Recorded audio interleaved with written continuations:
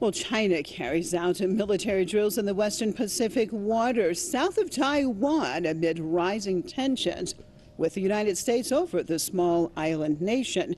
Our Chinese Naval Air Force passed through the Taiwan Strait with bombers flying around Taiwan.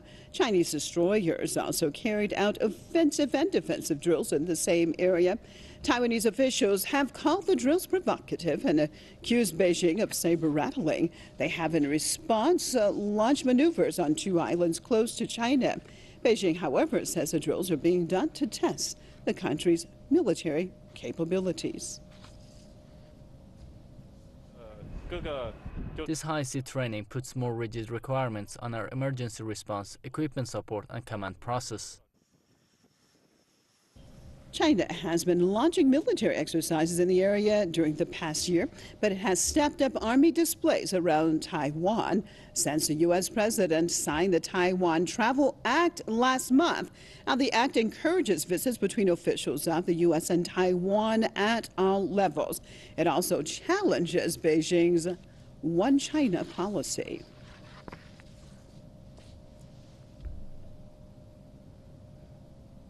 Turning to Leesburg, joined by Mr. Mike Billington from the Asia Desk Executive Intelligence Review. Thank you so much for being with us. Your assessment of what's going on. Does China, well, as the Taiwanese are saying, saber-rattling, or tell me, just flexing their muscles to let everybody know who's in charge, or how do you see it?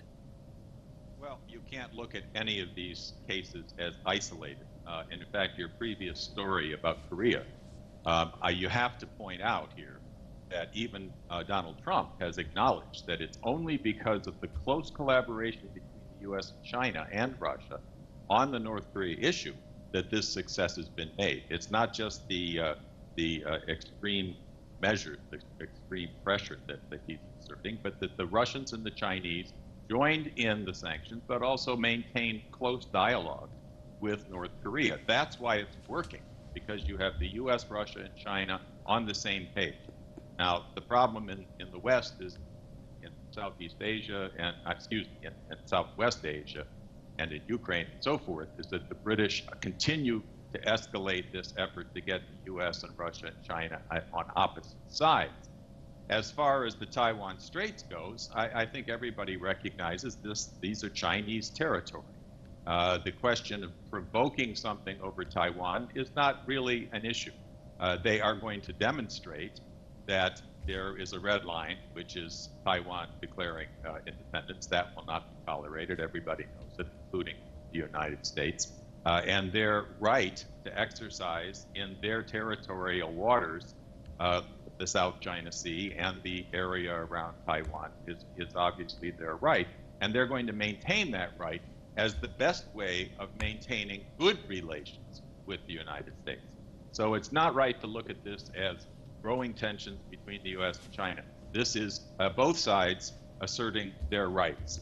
And in that sense, the collaboration, especially around the Korea situation between Xi Jinping and Trump, is what has brought about this very, very significant breakthrough.